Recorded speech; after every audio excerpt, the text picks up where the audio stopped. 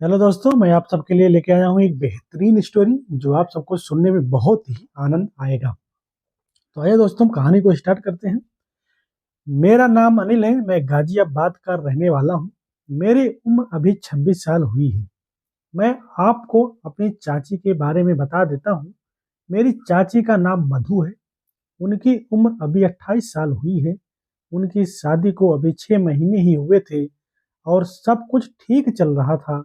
अचानक से ना जाने क्या हुआ कि चाचा चाची में किसी बात को लेकर झगड़ा हुआ और चाची ने चाचा से तलाक ले लिया। ये एक ऐसी घटना हुई थी कि हम सब एकदम से परेशान थे कि ये क्या हुआ। तलाक के बाद चाची अपने घर चली गई। कुछ दिन तक घर में अजीब सा माहौल रहा, फिर सामान्य होने लगा। तलाक के कुछ महीनों बाद एक दिन मैं फेसबुक चला रहा था। उसी वक्त फेसबुक पर चाची का मैसेज आया। मैंने उनसे औपचारिक बात की और फेसबुक बंद करके कुछ सोचने लगा। मेरे दिमाग में बस यही चल रहा था कि ये मुझसे क्यों बात कर रही हैं। फिर फेसबुक पर अक्सर हमारी बातें होने लग गई।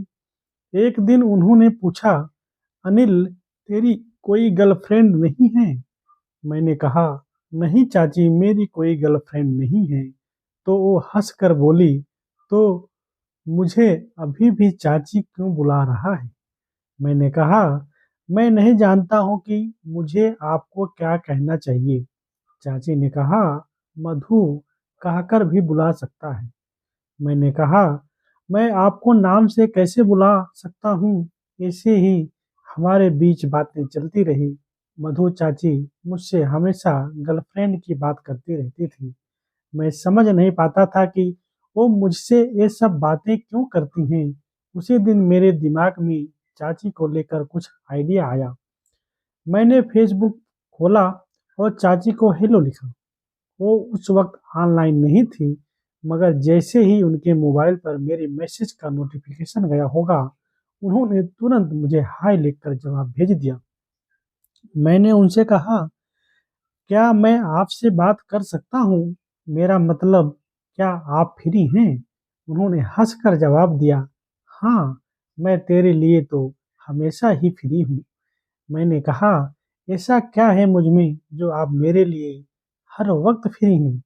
चाची ने हंसकर जवाब दिया, तेरी गर्लफ्रेंड नहीं है ना, तो मुझे लगता है कि तुझसे बात जरूर करनी चाहिए।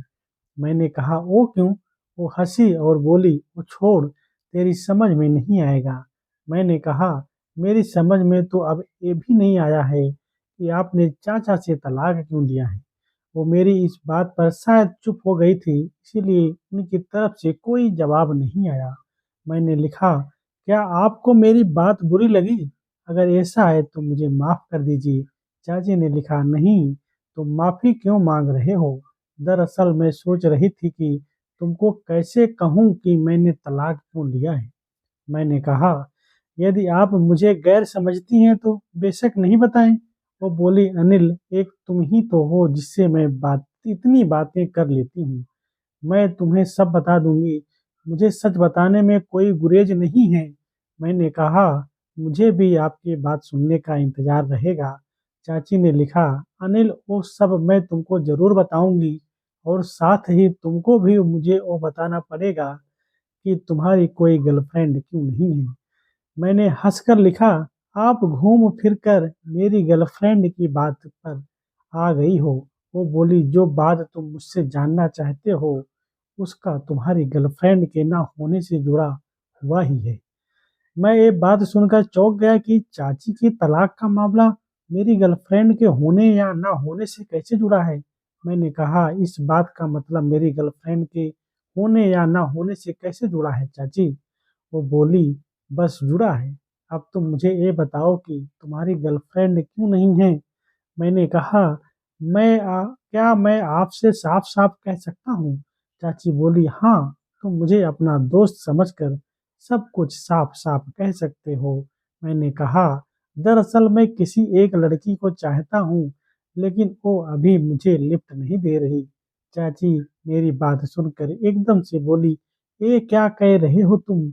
मैंने कहा, मैं इसीलिए तो आपको बता नहीं रहा था कि आपको मेरी बात बुरी लगेगी। वो हंसकर बोली, इसमें बुरी लगने वाली क्या बात है? मुझे तुम्हारी बात सुनकर जरा भी बुरा नहीं लगा, बल्कि अच्छा लगा है। मैं खुश हुआ हूँ कि चलो चाची को मेरी इस बात से बुरा नहीं लगा। अब मैंने चाची से पूछा, अब आप बताओ कि आपने चाचा से तलाक क्यों लिया है? चाची बोली, तुम्हारे चाचा में एक आदमी वाली कोई बात नहीं है। मुझे आज तक वो सुख नहीं मिला जो एक औरत को चाहिए। मैं उनकी बात सुनकर एक बार फिर से चौंका और सोचने लगा कि चाचा क्या ऐसे हैं? तब मैं सोचने लगा कि चाची इसलिए नहीं बता रही थी कि मैं उन्हें अपनी गर्लफ्रेंड ना होने का कारण नहीं बता रहा था। मैंने लिखा, चाची क्या आप मुझसे मिलना पसंद करेंगी? उनका तुरंत जवाब आया, हाँ। मैं ऐसे ही एक दिन उन्होंने मुझे प्रपोज कर दिया। अब हमारे बीच मीठी मीठी बातें होने लगी। इसी तरह से कुछ महीने और बीत जाने के बाद हम दोनों ने किसी होटल में मिलने का प्लान बनाया। तो मैंने एक होटल में रूम बुक करवा लिया। मैंने उन्हें बस स्टैंड से बाइक पर बिठाया और होटल के रूम में आ गया। वहां पर जाते ही हम दोनों ने कुछ मिनट बैठकर बातें करने लगे। इसी में फिर मैं धीरे से चाची के और पास आया। चाची का फिगर बहुत ही लाजवाब था। अब मुझसे देखा नहीं जा रहा था। मैंने चाची के कमर को पकड़कर अपनी बाहों में भर लिया। मैं उनके लिप पर किस करने लगा। चाची मदहोश होने लगी और मेरा साथ देने लगी। फिर मैंने धीरे से चाची के बूट्स को दबाने लगा। चाची गहरी गहरी सांसें लेने लगी। इसी बीच मैंने उनको वो सब खुशी दे दी जो चाची को आज तक मेरे चाचा नहीं दे पाए थे। इस काम में वो मेरा साथ देने लगी। कुछ समय के बाद हम दोनों शांत हो गए। फिर मैंने देखा चाची बहुत खुश थी। उन्होंने मुझसे कहा, ये सुख मुझे पहली बार मिला है। फिर वो सब के बाद हम दोनों अपने अपने घर चले गए। इसके बाद 5-7 बार और मिलने के बाद हम बाद में नहीं मिले, क्योंकि मैंने वो सब दे दिया था जो उन्हें चाहिए था। दोस्तों, यदि ये कहानी अच्छी लगी हो तो वीडियो को आप लाइक कर सकते हैं, वीडियो को आप शेयर कर सकते हैं, मेरे चैनल को सब्सक्राइब कर सकते हैं। आशा करते हैं आप सभी को वीडियो पसंद आई होगी। ऐसे ही मदहोश कहानियाँ सुनने के लिए आप मेरे चैनल को सब्सक्राइब करें, वीडियो को लाइक करें और ज़्यादा से ज़्यादा शेयर करें। थैंक यू दोस्तों। Thanks for watching. Thank you. Bar bar video देखने रहना। आशा करेंगे कि आप सबको वीडियो पसंद। बहुत बहुत धन्यवाद दोस्तों वीडियो में बने रहने के लिए।